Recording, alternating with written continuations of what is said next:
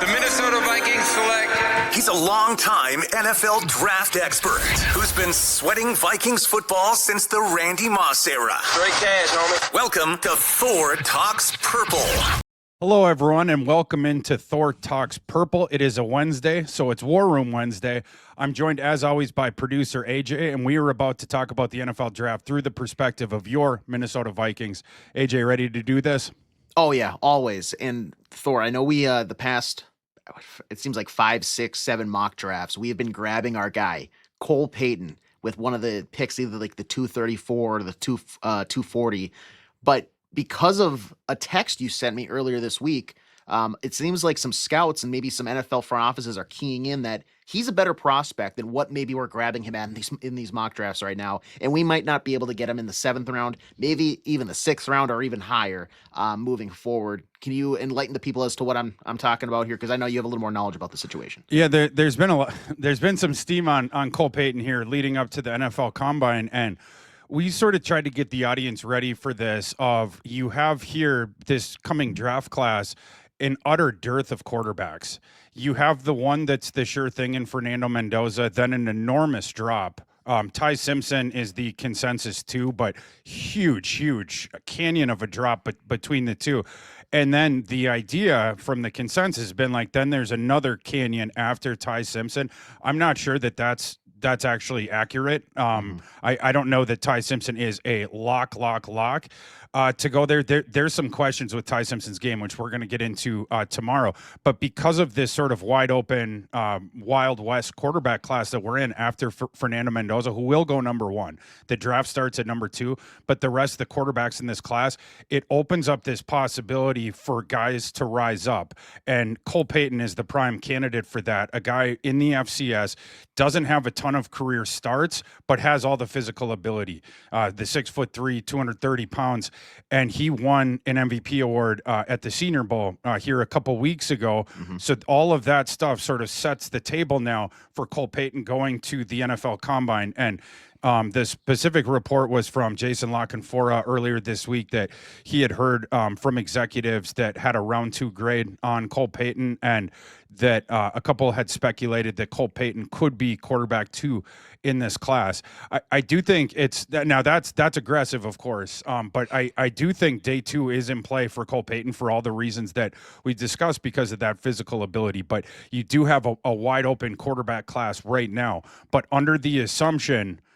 And we've assumed this all along with Cole Payton. Every time we do the 7th, in the Vikings mock draft, and we take the flyer on him in round 7, I try to make the point of like, I don't actually think he'll be available here, during the draft, and that's about a lock outcome that he will not. So ergo, if the Vikings were, what we wanted to do today is, assuming that Cole Payton indeed will not be available in the 7th round, and I can tell you he's not going to be, then who could, if the Vikings wanted to get another quarterback in the room, whether it's in that late 7th round kind of range or whether it's a UDFA, to add competition to Brosmer, and potentially, the loser of that competition, you would have a real decent shot of getting them through waivers to the practice squad, where then you could have 4 quarterbacks on the roster and a couple developmental guys down there. And the Vikings obviously looking to add a veteran in free agency, but this is sort of down the line of that quarterback room, and some possibilities from this class outside of that top 10 is the guys that we wanted to talk about today.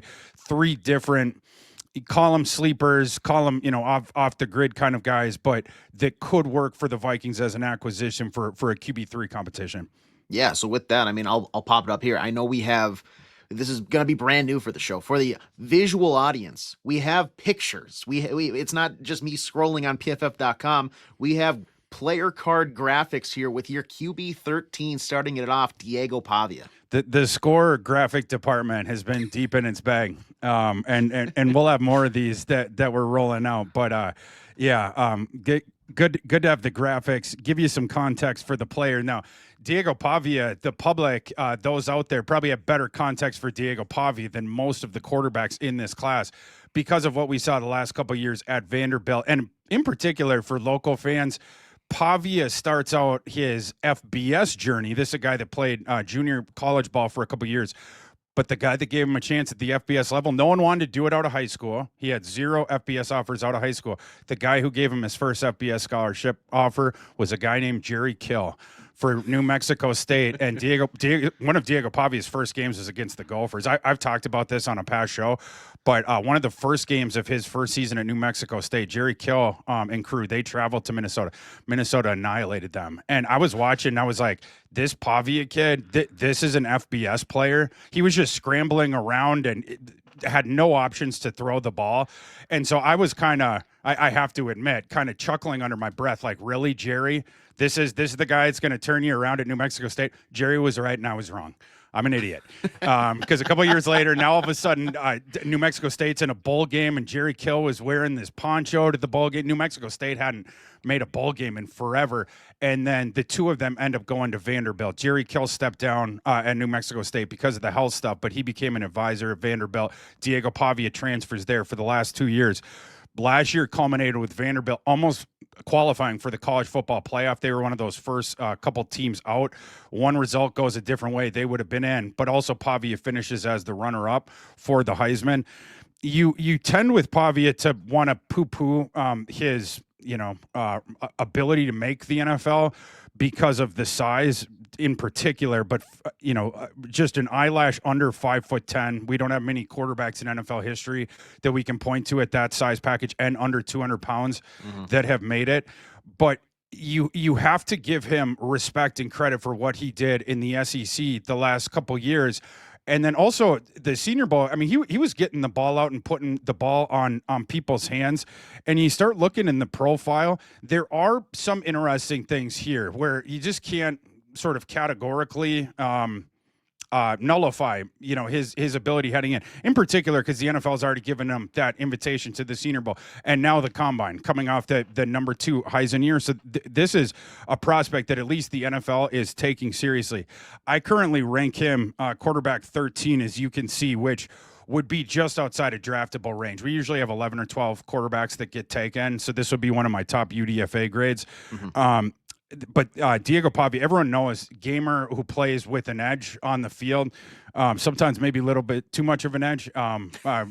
Local Viking fans know quarterbacks that maybe sometimes play with a little bit too much of an edge sometimes, but that's Pavia. He has had the public comments that have gotten him in hot water. Pavia, like, for instance, after he did... I have to chuckle, but after he didn't win the Heisman, he's like on Instagram, like, F the Heisman voters and like this sort of stuff. It's like, Diego, in the NFL, you're not going to be able to, say stuff like that. But that's, you do have to bring that up. I will say teammates appear to love Pavia, going back to that whole gamer thing. Yep. On the field, he does have better zip than you would think within 20 yards of the line of scrimmage. Okay. Yeah, he does. And when the timing of the offense is there and he gets in rhythm, he can paper cut the heck out of you within 15 yards. Like with the timing stuff. And a stat on this, he had the same completion rate on intermediate throws that Fernando Mendoza did last season in college football, which is kind of a stunning stat. The key to it, though, with Pavia that you notice is when the first read is there and the concept is working in terms of that, he's got a clean look for the first one. He looks good. He gets the ball out on time. It's generally on the hands, and he'll just keep moving the offense like that. When you take away that first read, though, that's where, I don't want to say it devolves, but Pavia is not as good at resetting, getting his eyes across the line of scrimmage, identifying the second read. A lot of times you see tucking and running if the first one is not there. And a part of it, I think, you have your vision field distorted because of the short stature. So the whole thing of standing tall in the pocket and going across and surveying your options, some of that can get a little bit muddy for him. But if that first read is there, like I said, he can do some damage there, short and intermediate. He does lack the arm to go over 40 yards downfield. If you look at his spray chart on throws that were over 40 yards downfield, there was only 7 or 8 throws like that last season. 2 of them, I believe, went for touchdowns, but 2 of his very few interceptions were also in that sample, and he won't push it beyond that. His spray chart beyond 50 yards is the abyss. He won't throw beyond 50 yards because he can't do it effectively. He would have to throw the whole kitchen sink into the throw, and Well, Diego Pavia, he has absolute physical limitations. The thing that I do appreciate about his game is he knows what they are. Right. There was only the few times he went beyond 40 yards. And again, he can drive the ball short and intermediate-ish, out, like I said, to 15 yards. It's beyond that where all of a sudden he's got to be a lot more careful. He does a good job of recognizing coverage looks, and he will attack one-on-one outside when he's got the man coverage look there. So you have stuff like that. And the other thing I wanted to say, another sort of interesting quirk about his statistical profile, I wanted to make the point of he has absolute limitations and he understands those limitations, but I don't want that. I don't want folks to leave, with the idea of like he's shying away from making throws because of that, because he doesn't. His percentage of throwing past the sticks on 3rd and long, which is something that I look at because of my years of scars with Kirk Cousins and the checkdowns on 3rd and long to take the empty calorie stats where we're going to punt the next play, but I'll take my free completion for 5 yards on 3rd and 13. I hate that. And so I like the quarterbacks that are going to hunt past the sticks every time. The only quarterback that had a higher rate of throws that were past the sticks on 3rd and long last year in this class in college football was Fernando Mendoza. Two guys that are going for it and trying to move that. Other thing with Pavia, he's good in the RPO game. He played option football earlier on, of course, JUCO level early on with Kill at New Mexico, and then way more RPO stuff at Vanderbilt. And the quick hands thing that you have with both of those, he's got that really good. Like in and out, just so seamless, so quick. And then he makes quick decisions. If he's going to pull the ball out and look up for that his first read, he knows exactly what he's looking for. And it's going to be in one fluid motion if he sees it. Otherwise, he's going to tuck and run. And he is a good runner. Utterly fearless, and a bit too fearless for his own good. Thinking about the NFL, he's going to have to tamper down on that. Not going to be able to fight people for yards at 195 pounds in the open field like you did in the SEC sometimes. So we're going to have a little bit more discretion with that. But because he can be the rhythm thrower, because he can hit that first read within 15 yards, because of some of the mobility things, I think he has a shot at least to overcome the size and to have a career as a backup. I don't think this guy's ever going to be more than that in the NFL. I think he could be a really good player in Canada or the UFL or whatever. But in the NFL, he's going to start out as a practice squad or QB3 if he does make it initially. And it's a long-term projection of a backup if he is able to hang. But he does have more skill. You have to give him credit for that skill and take him seriously because of that. And he does have a shot to hang because of that. Is sort of that low ceiling kind of a backup that could run your offense for you. In particular, if you can scheme him looks on that first read, in particular, if you meld a lot of RPO kind of stuff into RPO play action, that kind of stuff into your playbook, makes him an interesting potential UDFA option. We'll go next to your QB 12, who Gopher fans should have a little bit of familiarity with here. Athan Kaliakmanis, your QB 12. Yeah, Athan Kaliakmanis has all the NFL size that Pavia doesn't, of course. And, so you have that. You have a lot of experience with Kaliakmanis as well. Gopher fans know, going back to there and then the last couple of years at Rutgers, Kaliakmanis is another guy. He's good with the play action and the RPO. They do that stuff with the Gophers, but they did a lot of it at Rutgers as well. And Kaliakmanis, you have to be impressed with what he did last season. Was utterly and extremely productive in 2025. 8th in the FBS and EPA, 7th in the FBS and EPA per dropback at the quarterback position. This is a timing passer, Kaliakmanis. When he gets in rhythm, he can point guard his team up the field. That's just what he does. About his arm, the thing I like about it is the touch. He has good touch and he throws a catchable football. And he has developed over the years. This is something I didn't think he had with the Gophers, but last year at Rutgers, you saw development with it of recognizing coverage looks right away and then being emboldened to make a quick decision from that when you get the look that you want. The weaknesses on Kaliakmanis, and they're less than they were during his Gopher tenure. I'll say that. He has work to improve, but some weaknesses on him.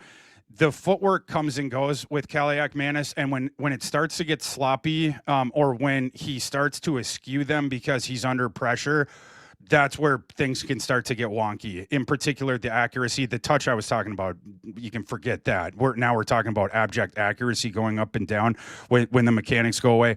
The arm is, for a pure pocket passer that's not going to hurt you with the legs, the arm is pretty mediocre for NFL standards. It can, and I noticed this with him with the Gophers, and it's something that lingers to this day because it's just an arm strength thing. You can't do much to change this, but you try to throw balls outside the numbers, and the ball can hang in the air a little bit.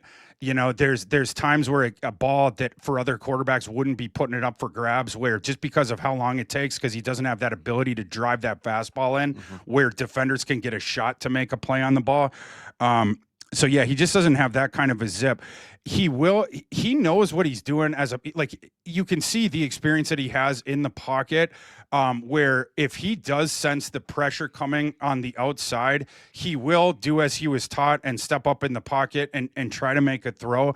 My issue with Kaliakmanis as the pocket passer, you know, in addition to the limitations with the arm, is the sensing of pressure. When he doesn't sense it until it's too late, and this is a guy that hangs onto the ball a little bit too long in general, and when the pressure gets there and he's not able to sort of create that halo around him again by stepping up once or twice, the whole thing starts to devolve. That's where you see him throw the mechanics out the door.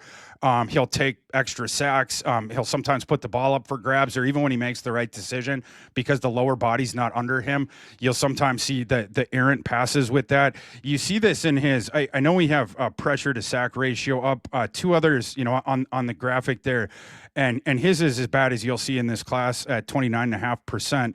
Two other metrics I look at for this in terms of pocket management, because pressure to sack ratio, it's become a very popular stat these past couple of years, but there's two other ones that go in conjunction with that we don't talk about quite as much.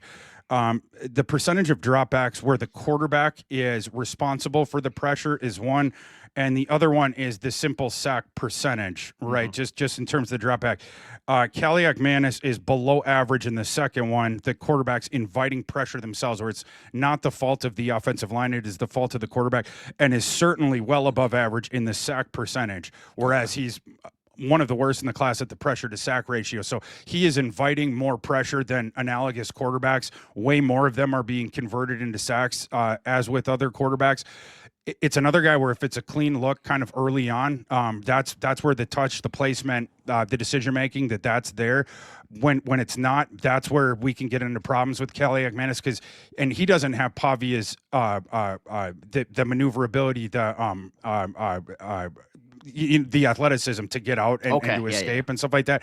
He's more or less confined there. So all of a sudden he's in the shark tank with the sharks swimming around, right? And so that's where you start to see the negative plays with him. But he does have some pocket passing chops. Like I said, he does have that experience. He does have touch, and he has an NFL frame as well. So that's Kaliakmanis is either going to go 7th round, or he's going to be a UDFA, and he's going to get one of the bigger signing bonuses of the UDFA quarterbacks. So this is a guy that's right in range here. And AJ, the last thing I'll say on Kaliakmanis is, if the Vikings did indeed bring Kaliakmanis back to Minnesota, it would be one of the funniest things in the NFL next year under the radar. The training camp battle of Athan Kaliakmanis against the guy that ejected him from the Minnesota Golden Gophers starting quarterback position, Max Brosmer. This time we do the battle royale, me and you on this field, you know, like that would be kind of hilarious. Athan going against Brosmer, and the loser of, you know, the winner getting QB3, and then the loser having to get through waivers and then potentially be on the practice squad. Loser leaves the league. Loser leaves town. Loser goes to UFL. Yeah. Loser leaves the country. Goes to Canada. Yeah. Oh, God. QB 11 for you here. And our last one of the day is going to be Sawyer Robertson out of Baylor. Sawyer Robertson has the physical ability that the two guys that we just talked about do not. NFL size all day there. Sawyer Robertson, you know, just over 6'3.5", just shade under 6'4", 221 pounds. Former 4-star quarterback who has a really interesting backstory. Sawyer Robertson grew up in Lubbock, Texas. And when he was a kid, that was the heyday of the Mike Leach and the air raid at Texas Tech. And because of how popular the air raid and leech and all that became in college football, around the area in Texas high school football at that time, a lot of the schools were going to the more spread it out air raid kind of things. And the high school that Sawyer Robertson went to in the city of Lubbock, the same city that Texas Tech is in, they ran the Mike Leach offense. Literally the Mike Leach. Their high school coaches were in there like going over the play concepts and then essentially developing a playbook out of that. So Sawyer Robertson in high school was running the Mike Leach offense. He has said over and over again, he reveres Mike Leach. As this 4-star recruit, top 200 overall coming out of high school, Sawyer Robertson chose to go to Mississippi State, where Mike Leach was coaching at that time. And then Mike Leach, of course, unfortunately passed away. I believe it was a year later. And that's what led Sawyer Robertson ultimately to transfer back to the state of Texas with Baylor. And he started here the past couple years. Sawyer Robertson, he's big, he's athletic, he has a good arm. He played 2 sports. This is also a baseball player back in the day. And from a physical standpoint, it's about everything that you'd want from an NFL perspective with all that. I like on the field, he rips the ball down the seam. He's got a lot of confidence in it, and it's one of those guys with the over the top barrel thing, throwing the fastball up the seam, those lasers, and he can really stretch the field doing that. He can also get the ball downfield outside the numbers vertically to his boundary receivers, and Baylor likes to do that, stretch the field like that. So he has all that stuff. He can also, you take away the initial reads, he has enough athleticism in that physical package to steal yards outside of outside of the pocket on broken plays, or when he breaches the line of scrimmage, he can steal some yards for you. And this has been a bit of a recurring theme here, but his mechanics are a bit of a mess. And his mechanics are more of a mess than the other 2 guys that we just talked about. They're going to require some work. You have a more interesting ball of clay here, but it's probably going to require, like I said, like a little bit more work. There's a lot of upper body action in the way that Sawyer Robertson throws the ball. And for the folks that were getting on JJ during the fall about the leg kick, you're gonna hate Sawyer Robertson. He has got a real big leg kick. You don't want to be around Sawyer Robertson when he unloads the ball if it's way downfield, because that leg is swinging around, and if you might get kicked there or whatever. But the lower body mechanics need, I don't know if I go as far as saying overhaul, but something close to that. They need a lot of work, and then after that, he's got to marry the upper body to those lower body mechanics. Because of the physical ability, though, if he can get there, that's where I'm intrigued. And because of the struggles that came with this, his accuracy goes up and down. He'll drive like an awesome thrower, be like, oh my God, Sawyer Robertson. And then the next, he'll sail a ball on a guy that's wide open. Okay. Right? It goes up, it goes down, it goes up, it goes down. And a lot of this has to do with those mechanics. And there's been postulation that it's because former baseball players, we see this sometimes, way they throw, where they let go of their lower body mechanics, and it's a lot of that quick, the over the top kind of stuff. Yeah. There's been postulation that is why there's not a deference to mechanics with Sawyer Robertson. But other times he has to have been taught it, and other times he'll eschew it when he really ought not to. Another really bad habit he has is when there's interior pressure on Sawyer Robertson, you'll see the fadeaway pass from him where it's off the back foot. Mm-hmm. Right away from the pressure. I hate that because the ball starts dying on you right away, right? Yeah. If you're fading away from the thing. And when you're throwing downfield in the NFL, even if you're throwing 10 yards past the line of scrimmage, that ball now has to go 15, 18, 20 yards. But because of the bad English you had on it coming out, it's going to take a while to get there. That you're going to see interceptions with that in the NFL if that's not fixed. And that's more a discipline thing than anything. Like, dude, if you don't have that base under you, you cannot throw the ball. You either have to take off or you have to eat the sack. And we got to get you in a better thing where the manipulating of the pocket to make sure you always have that runway in front of you. He, like Kaliakmanis, he will climb the pocket. But yeah, it's a thing where there's too often the eschewing of the mechanics, in particular for Robertson when he starts to get under duress. It's another guy where he looks good if that initial read is there. And then when he's got to go to the second to third, especially if the pressure starts to come, that's where you see him just throw the mechanics out the window. And so even if someone breaks free or whatever, it's you're throwing it up in the air as to whether he's going to complete the play. So an interesting ball of clay in Sawyer Robertson, and someone that has plenty of experience in the air raid, those passing systems like that, likes to attack downfield. But you bring him in, it's going to require a couple of years of work as the pure development guy. I thought he's got some stylistic similarities to Jarrett Stidham coming out of Baylor, coming out of Auburn via Baylor for Jarrett Stidham. But it's a similar physical package and similar strengths and weaknesses. Stidham was a bit further along than Robertson is at this time, and I think a part of that was just because the way Robertson's college career started, where it took him a couple extra years to get a starting job. So Stidham was just a little bit more experienced once he ended up coming out. But like I said, kind of similar strengths and weaknesses. And you have a shot with Sawyer Robertson to get someone either for a late 7th round pick, potentially even for a UDFA contract that would be interesting to develop. If the Vikings got Robertson, let's say as a UDFA, let's say he falls out of the draft and you're sort of intrigued by the tools, I would doubt that he would beat out Brosmer for QB3. But if Robertson goes undrafted, he is almost assuredly not getting claimed by a team when you waive him at the end of training camp. So that would be a pretty easy guy to sneak through to the practice squad. And at that point, again, you have all these intriguing physical attributes that you can look to try to develop there with him. Well, your top 10 is also on this list, but it's to be continued. So a little bit of a preview tomorrow on Football Takes, different channel, different show. Thor is going to be running through his top 10 QBs for the upcoming 2026 draft as of right now. Obviously, I'm sure you can attest to Combine coming up. Things are going to kind of shake and move. Maybe not as much at the top, but there are some names that I'm sure might move from maybe 5 to 6, et cetera, et cetera. But that'll be tomorrow on the Football Take show, posted around like 1 o'clock Central Time ish. Yeah, we'll be going through those top 10 quarterbacks.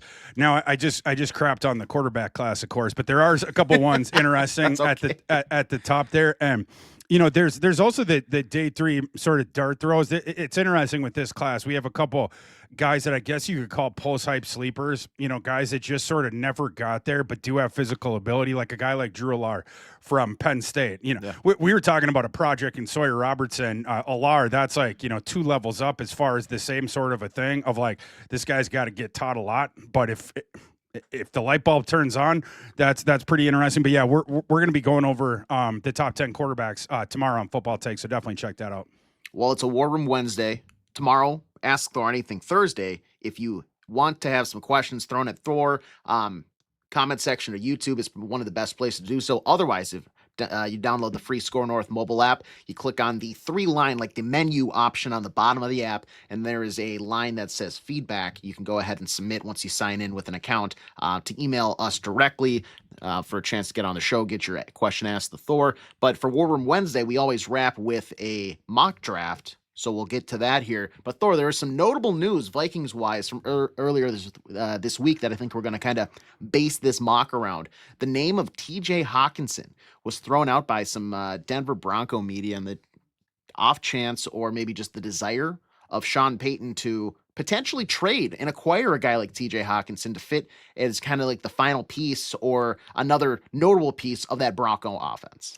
Yeah, there's been some rumors that the Broncos could be interested in engaging for a trade there, and the two front offices, Denver and Minnesota, they obviously have a really good relationship, and we've talked in past episodes about TJ Hockenson with the cap hit he has right now. You got to do something there, restructure contract, new contract, release potentially. The idea of a trade, though, is interesting here. Oh, yeah. And Denver, they've been looking for, what they call in Sean Payton's offense, the joker, the tight end that can do a whole bunch of different stuff and can hurt the defense up the seam there and help them create spacing.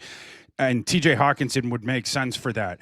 So we figured in this one, we have not explored the possibility of a Hockenson trade because I didn't know, how realistic that could potentially be. But there was also reports this week that it was Alec Lewis. I forgot it was Alec Lewis show or in his for the Athletic, but he had projected with Hockenson now that he's leaning towards Hockenson being back with the team, them being able to work something out.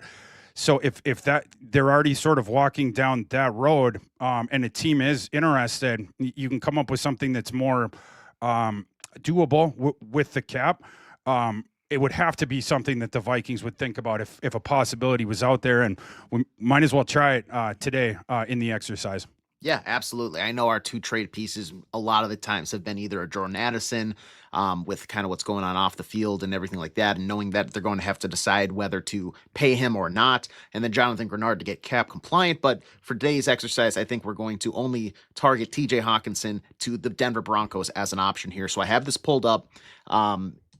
Him for pick 62 has an 18% chance of happening. So more than likely, I don't think that would happen unless we throw in some kickers on our end to really sweeten the deal. No, let's do the third round. Let's do that 94. So that is to be accepted almost entirely. Wow, that's amazing.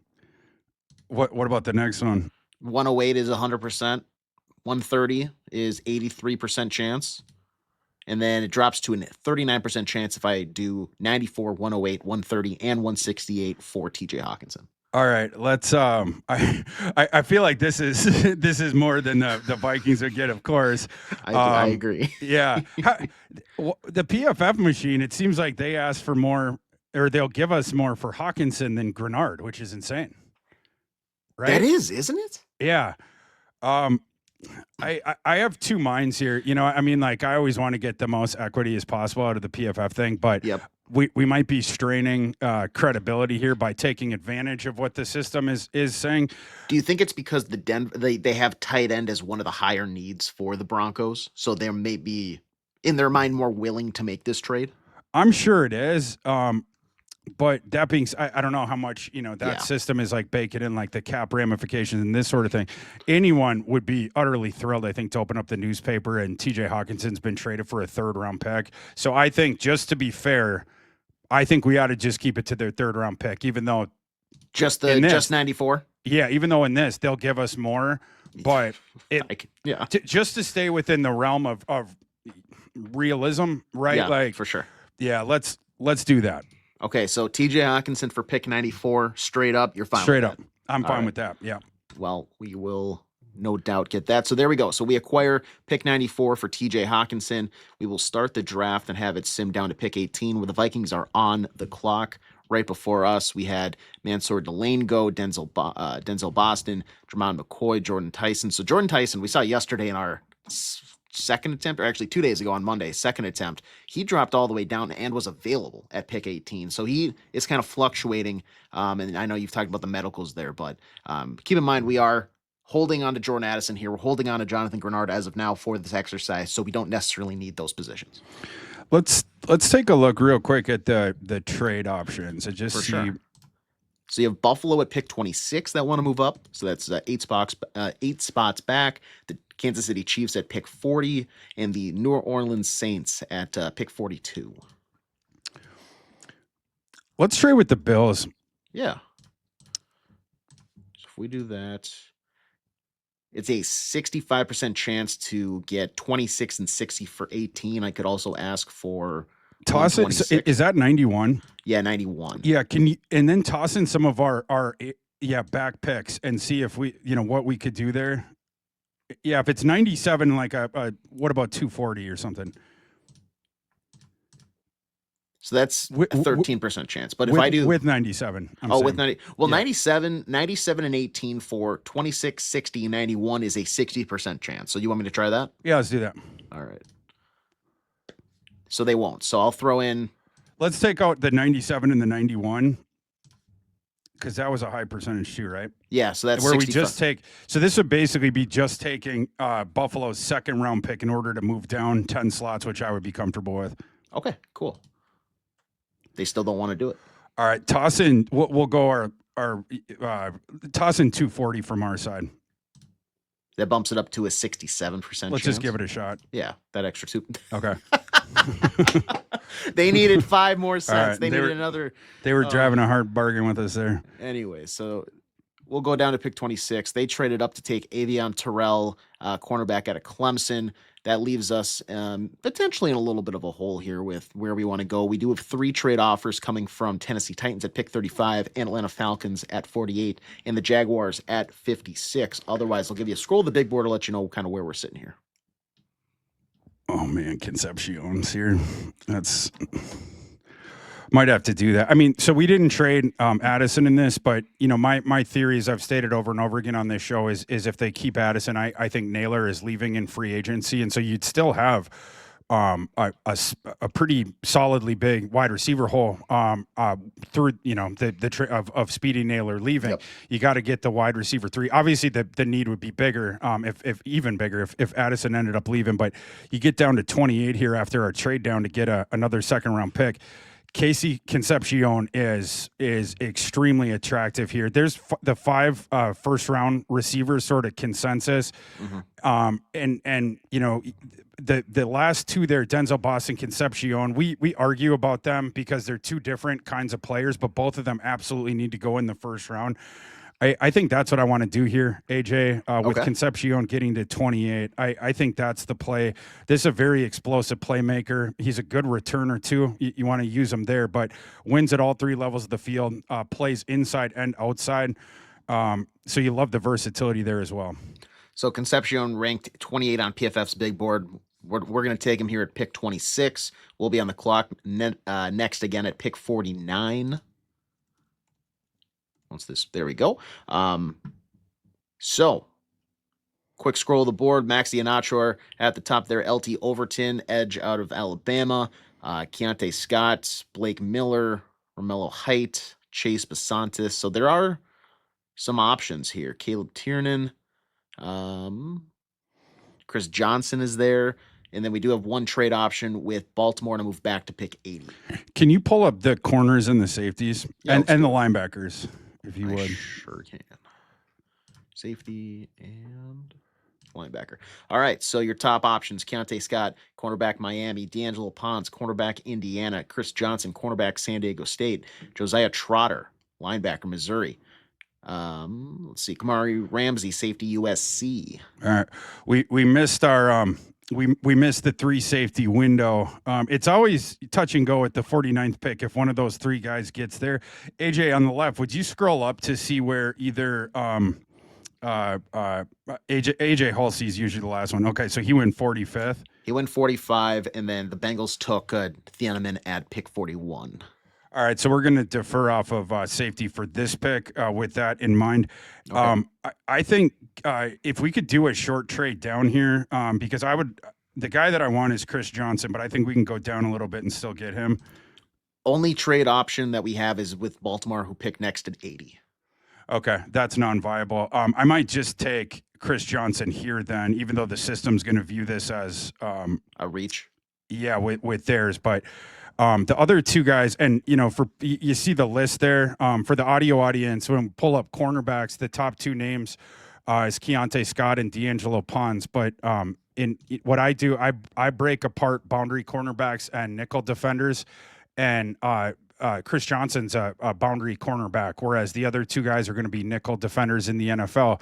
And the Vikings, the far bigger need there is the boundary cornerback. So that's for those reasons why objectively prefer Chris Johnson for the Vikings to the other 2 guys. Okay, so Chris Johnson will be the pick here at 49 for us. Back on the clock at pick 60.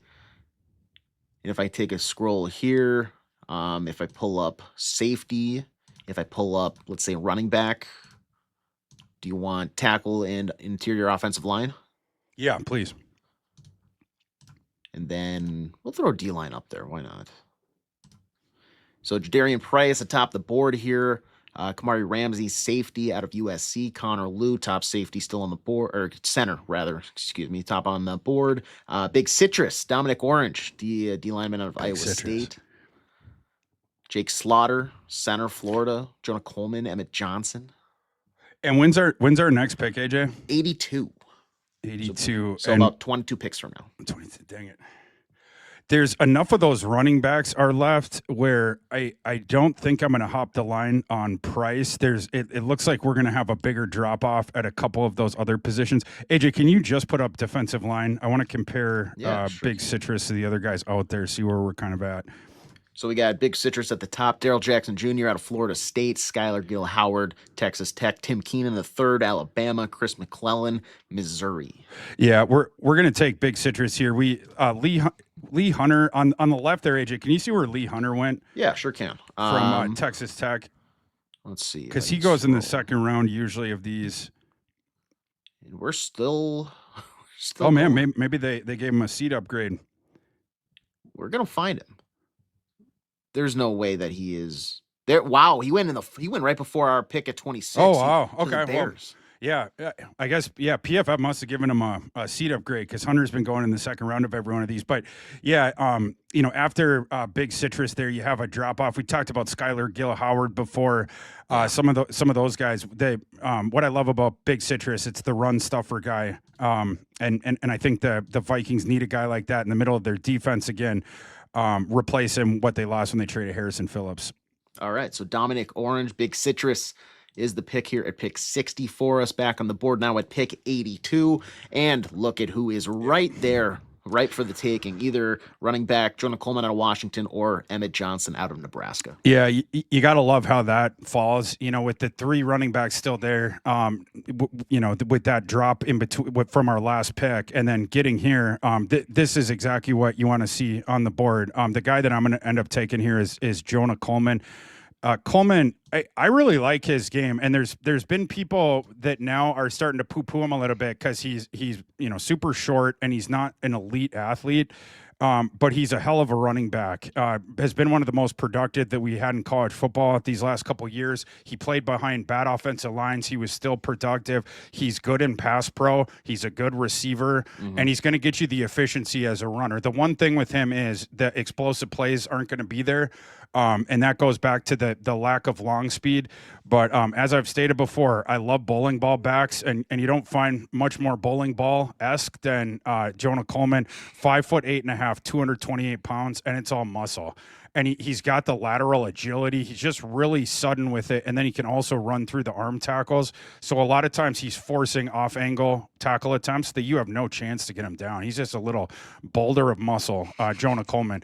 The guys where, you start thinking about when you watch him, now this is going above his import, but Maurice Jones-Drew, similar back, the muscle hamster, Doug Martin, guys where the center of gravity was just so small and the surface area to hit him was so small, contact balance really good, but also just rocked up, could run through those arm tackles, and also had the agility. I'm a big fan of his game. I think he's going to fall just a little bit because of the testing numbers, and I think that's what this is reflective of. But I think Jonah Coleman's going to be a really, really good starting running back in the NFL for a really long time, one that you don't have to take off the field if you don't want to. So let's bring in Jonah Coleman. All right, Jonah Coleman, 12 picks later, back on the clock at 94, and we still need somebody offensive line. You've already talked about Jennings Dunker potentially looking to try to convert into that center position. Otherwise, we can also scroll down here to recap for everybody who maybe zoned out or whatnot during the last few picks. KC Concepcion at pick 26 was the wide receiver out of Texas A&M that we took. We went cornerback Chris Johnson at pick 49 out of San Diego State. Big Citrus, Dominic Orange, D lineman out of Iowa State at pick 60, and then we just took Jonah Coleman, running back Washington at 82. We have a few options if we want to trade down here. Seattle at 96, Eagles at 98, Raiders at 102, Colts at 113, Falcons at 114, Bears at 129. With this pick, even though everyone knows that I love Jennings Dunker and I would love to help out the offensive line, but because of the way that this draft has started and the way that it's shaken out here, and in lieu of the big safety hole with the expected retirement of Harrison Smith, the fact that Zakee Wheatley falls down here, I believe, a coup. You know, when you miss out on those top 4 guys, so Caleb Downs, and then that 3-man group that I talk about a lot for round 2 with Dieneman, McNeil, Warren, and those 2 might end up going in the first round, but I'm talking about for these PFF exercises, and then AJ Halsey. After that, the next 2 guys for me, my board, I have Zakee Whitley as safety 5 and Genesis Smith at safety 6. I'm always looking to grab one of those 2 guys at the right cost if I miss out on that second tier of 3 guys that I was talking about. Yep. This is a really good spot to pick off Zakee Wheatley. Zakee Wheatley has plenty of experience playing deep, the free safety role, but you do have versatility there with him as well. You can bring him up to play him in the box, but that utility in being able to trust him alone in center field, I appreciate that. And then he's also a good run defender. He'll run the alley. He'll come up and hit someone. Had one of the highest graded PFF run defense grades last year for the safety position. So like his game, not quite as much as those 3 guys above him, but I certainly for this range really do. And it's a well-built kid, 6'3", over 200 pounds. Let me ask you this. This is the 3rd round pick that we picked up in the TJ Hockenson trade with the Denver Broncos. So we are back on the clock 3 picks from now at 97. If you look at the big board here, Jennings Dunker probably is going to go, you would assume, Patriots, Seahawks. If you think neither of them would take a center, potentially we could grab Zakee Wheatley at 97. Otherwise, you do have Genesis Smith probably hanging in the balance there as well. Oh, I like that. If you want to risk of the odds that since with the 2 safeties, I get what you're saying. Yeah, let's do that. Let's take Dunker with the first one, and then right after, we're 2 picks after that. And take the safety there, because the odds that goes safety is pretty remote. And right. Genesis Smith, I do have him just slightly behind Zakee Wheatley, but close. Whereas Dunker, a big drop off after him in the offensive line grouping right now of what we're looking at. So we'll take him, and they go Mikhail Kamara, Trayton Stukes. So we got Zakee Wheatley just waiting for us to take him there. Yeah, that was a good call by you, because Dunker absolutely could have gone those 2 picks in between, but Wheatley doesn't, and so we can just now take Wheatley with this pick a couple later at number 97. There we go. Back on the clock here at pick 161. We still have, including this, 5 picks to make. A guy that you actually touched on way back in our mocks, Bryce Lance, wide receiver, NDSU, is at the top of the board here. Otherwise, what sort of positions would you maybe want to see here, Thor? Can we do a quick pick recap just to get back on? Absolutely. So we started receiver at Concepcion. Correct. And then, second round hitting the corner, Chris Johnson, and then Dominic Orange, the interior defensive line. And then with our 3 third-round picks, running back Jonah Coleman, offensive lineman Jennings Dunker from Iowa, who we know can play right tackle. We know is going to be a good guard in the NFL if he gets converted there, and who wants to prove this pre-draft process that he can also handle center. And then lastly, there was Zakee Wheatley hitting the safety need there as well. So pretty solid for the first 6 picks so far.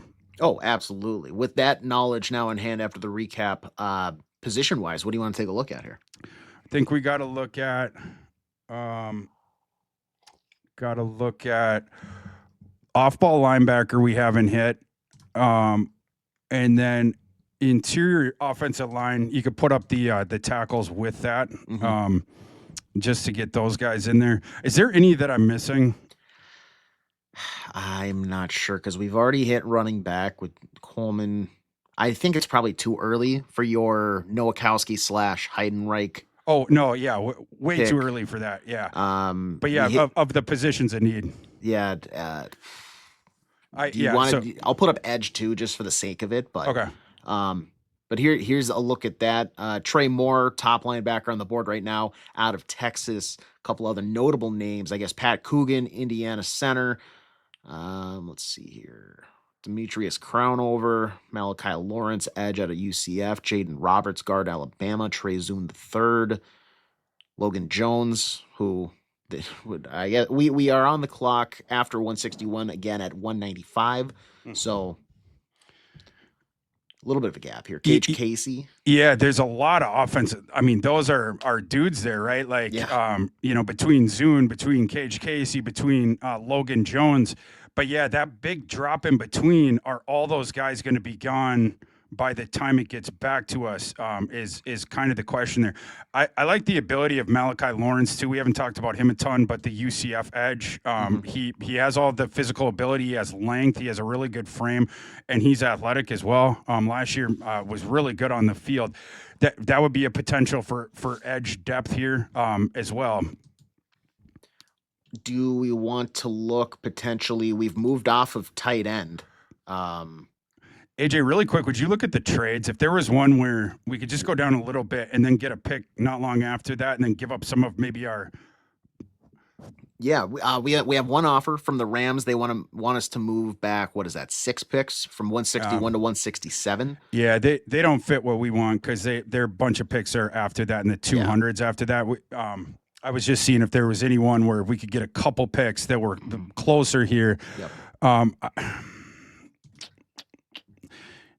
It's tough there with the offensive line. The offensive line guys there, and trying to think through. Oh, Kozil's there as well. And thinking if in 30 picks one of them's going to go through, but I'm going to roll the dice with it. Okay. Because there does appear to be more talent on the board at offensive line here. And so we're going to take a chance. I actually want to go with Tanner Kozil here, the tight end from Houston. We're here in the late 5th round. Tanner Kozil has had just all kinds of success in his career. One of the most decorated receivers that we've had in college football here the last couple of years. There's an expectation from some that he's going to test poorly, and that leads to sort of these tepid projections. But it's a broad-shouldered kid with long arms who has a big frame, and he's very fluid as the receiving tight end. He's a guy that would work well with Oliver, because Oliver is the inline blocker. Kozil is more that's more the Hockenson, right? Gotcha. I mean, he's not as good of a prospect, of course, as Hockenson was coming out, but as far as and we have traded Hockenson, right? In this scenario, correct.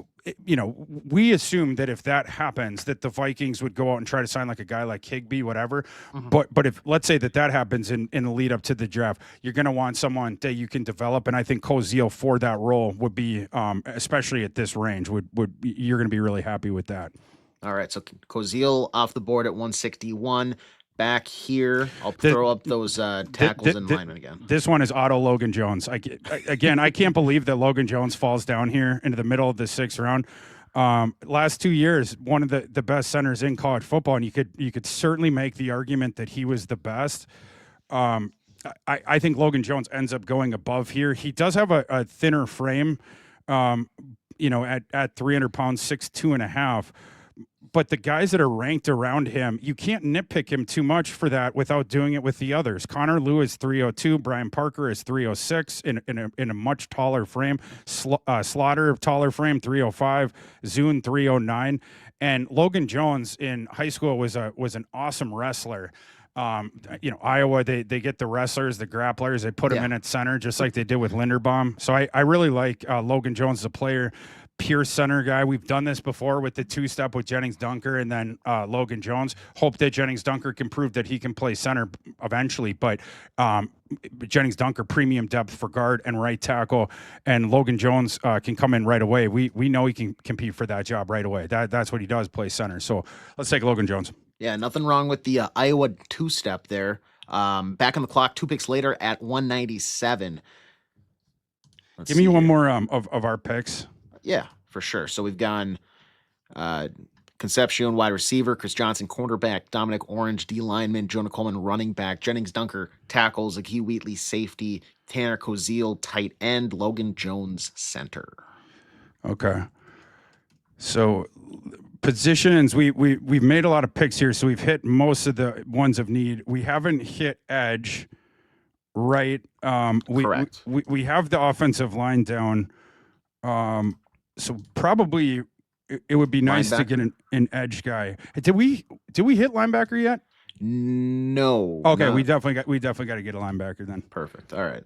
So top of the board here for the edge and linebacker positions, George Gums Jr. out of Florida, TJ Guy, edge Michigan, Owen Heineke, linebacker Oklahoma, Vincent Anthony Jr., edge Duke, Bryce Bocher, linebacker Oregon, Eric Gentry, linebacker USC, Xavier Sori Jr., linebacker Arkansas. I like Bocher. So yeah, I think probably Bryce Bocher here. It's a really smart kid. This is another former dual sport kind of a guy. Bryce Bocher played baseball, but he's just really smart on the field. And he's one of those. The motor never stops. He got decked in the Senior Bowl practices by one of his teammates because he was flying around and he accidentally knocked one of the guys down, and then he tried to help him up. But I love the way that Bocher plays, between the intelligence, between the motor. He always seems to be around the ball and knowing what's coming. So let's take Bocher. It's a guy that'll help out your special teams as well. All right, Bryce Bocher there. We have two more picks, 202 and 234. Let's see here. I know for the CJ Ham-ish role, we do have the option to go with either the Nowakowski or Heidenreich, but those, I think, even at this point, would still be a reach we could probably grab at, they don't even let me filter that, at the 234 pick. So I'm not sure what you want to see here. Yeah, this pick here, I'm simply going to go with best available, and that is Ephesians Prysock there. Washington cornerback. I think the Vikings are going to be intrigued by this kid. Okay. Ephesians Prysock. They have him listed at 6'4", AJ. Yes, 6'4", 195. So I have his measurements at 6'3", 194. But either way, you have the long, stretched-out cornerback, and I have a wingspan on Ephesians Prysock of almost 80 inches, which is one of the longest in the class. This is a pure boundary cornerback on the outside that can get his hands on you off the line of scrimmage. Has athletic fluidity, expected to run in the 4.4s later this month, and if he does that, almost assuredly is going to go above this in the draft. And what you appreciate for his game, for those long, angular, outside boundary cornerbacks, you're always concerned of how does this guy change direction and how fluid is he, right? Because you're simply further up off the ground than those shorter guys. And so things like flipping the hips, things like staying in with the quick cuts, the footwork in and out of the route break, stuff like that. Sometimes the agility with that, or the fluidity, you can see some stiffness. Prysock, for a longer, like I said, more angular boundary cornerback, it does not have that issue. Last year on the field, 87th percentile change of direction using the GPS and the chips. And I think he's going to test pretty well from what I've been hearing. So I think at the end of the day, this might end up being later than he ends up going. We'll have to see at the NFL Combine. But for the Vikings, a team that likes you to get your hands on the receiver off the line, they play a lot of zone concepts, but a lot of kind of zone match concepts. Prysock, with that physical ability, that physical package, is a really good fit for that. And I made the point too, the Vikings cornerback room is in such bad straits. You might want to think of taking two corners. We haven't done it yet because a scenario like this hasn't presented itself, where later on in day 3 we can get a quality second one. It does here though, so we're going to take Ephesians Prysock. So there we go. So now we have a cornerback double up with Chris Johnson back in the second round at pick 49. We take Ephesians Prysock at 202 in the 6th round. Our final pick of the draft at 234, Heidenreich at the top of the board, a guy you just highlighted. Our friend Sawyer Robertson. Could be a fun one there. Oh, and there he is, our diamond in the rough. Come on. How are they going to let us have Cole Payton again? What are we at, like 250 right now? 234. I was all geared up here to do Nowakowski and do Heidenreich, if not for the CJ Ham replacement. Yep. I was thinking for a little bit we had too many picks. Now I'm thinking we have one less than I would like to have.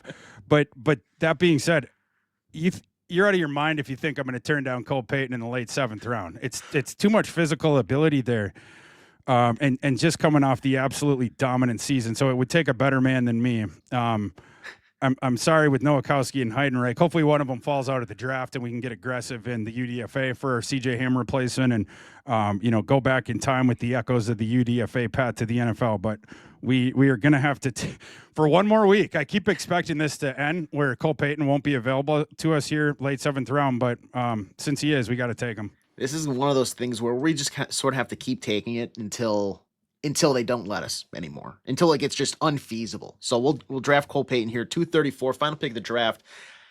We'll do a quick recap here for this 7-round mock. Keep in mind, we traded beforehand TJ Hockenson to the Broncos for a 3rd-round pick, that pick 94. We also did a deal to move back in the 1st round, sending pick 18 and 240 to the Buffalo Bills in exchange for 26 and 60. At 26, we take KC Conception, wide receiver out of Texas A&M for a B That'd be grade. such a nasty receiving core if Addison's back, and then they took Concepcion as well.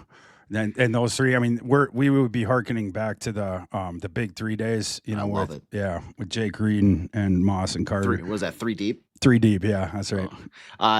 In the 2nd round, 49, Chris Johnson from San Diego State is the move, a B grade cornerback there. Dominic Orange at pick 60, which I know at the time you said you knew this was going to get dinged by the system. A C is pretty generous. I feel like normally when we reach that much, they give us a C- or a D. So, you know what? Frankly, I'm going to consider that a small win. Jonah Coleman, running back out of Washington, an A- at pick 82. Yeah, great value on Jonah Coleman. Getting him at 82. My eyes lit up when I saw him at the top of the board there at 82. That was a pleasant surprise. 94 was acquired for TJ Hockenson. Keep in mind, we try to keep this a little more realistic. Even though the system would have allowed us to get 4 picks potentially from the Broncos, we accepted just pick 94 because in reality that I think everybody would be pretty satisfied with that. But then Jennings Dunker is the pick there that gets us a B+ grade, assumes at least really good tackle depth, if not a transition to center. Zakee Wheatley, a couple picks later, and that's I think the double up that I'm super proud of there.